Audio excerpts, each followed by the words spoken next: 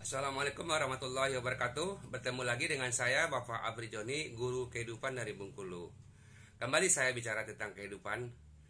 Cerita kali ini saya ambil dari kisah seorang teman yang punya kakek dan nenek. Kakek neneknya itu sering ribut. Hampir tiap hari ribut. Ribut itu bukan ribut sembarangan, sampai ribut istilah orang itu belago, berantem nih. Pernah suatu ketika si nenek menyiramkan air satu ember kepada si kakek. Tapi ada satu hal yang menarik yang mau saya ceritakan. Walaupun dia ribut, sering ribut, tetapi mereka rumah tangga yang utuh. Yang menceraikan, yang memisahkan dia hanya maut. Jadi sampai tua, sampai mati dia tetap jadi pasangan suami istri. Saya tanyakan, apa rahasianya? Nah, ini yang akan saya ceritakan. Menarik untuk kita bahas di sini.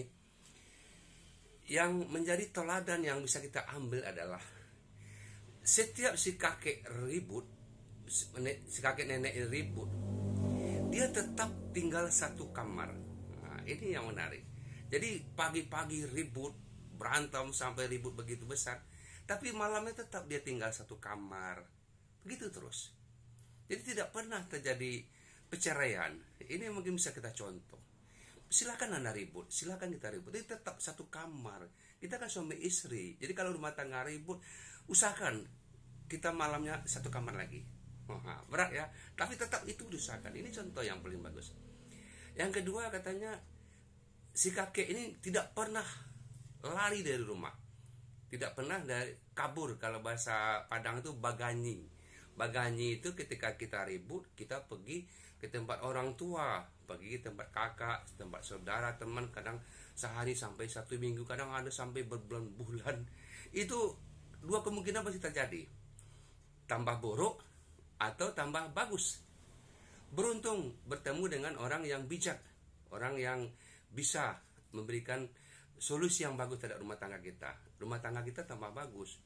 Kalau bertemu dengan orang yang tidak suka dengan suami kita, kalau kita istri yang curhat, atau orang yang rumah tangganya pun sering berantakan, kita curhat juga, ini justru biasanya memperburuk keadaan.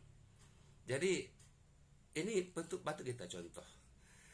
Kita ribut, berpikirlah bagaimana kita carikan solusi. Hati-hati kita curhat, karena curhat itu kadang-kadang memperburuk keadaan. Kalau bertemu dengan orang yang bagus, yang bijak, bagus rumah tangga kita. Tapi kalau bertemu yang ada dia malah memprovokator, memperburuk keadaan, akhirnya rumah tangga kita jadi rusak.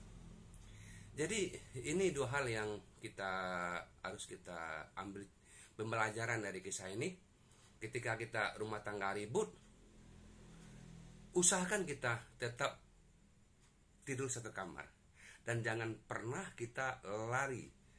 Kalau lari sebentar, lari sesaat, tetapi kembali lagi pulang. Dan hati-hati kita curhat. Karena curhat dengan orang yang gak tepat justru memperburuk keadaan. Kemudian nasihat juga bagi orang yang tempat curhat.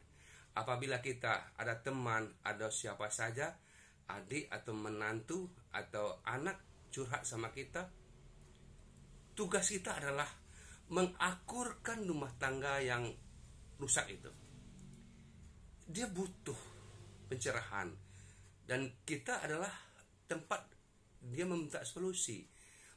Berikanlah solusi yang rumah tangga kembali utuh. Jangan pernah kita memberikan hal-hal yang membuat tambah hancur, mengomporin. Bahaya itu. Walaupun siapa saja, baik itu teman yang curhat, atau anak, atau menantu, atau adik, membicarakan rumah tangganya pada kita, tugas kita ingat hanya mengakurkan kembali rumah tangganya. Dan itu harus kita lakukan. Jangan pernah terjadi kita dari mulut kita terjadi mereka bercerai. Dosa kita itu. Ya, semoga bermanfaat. Sekian dari saya, Bapak Abri Joni, guru kehidupan.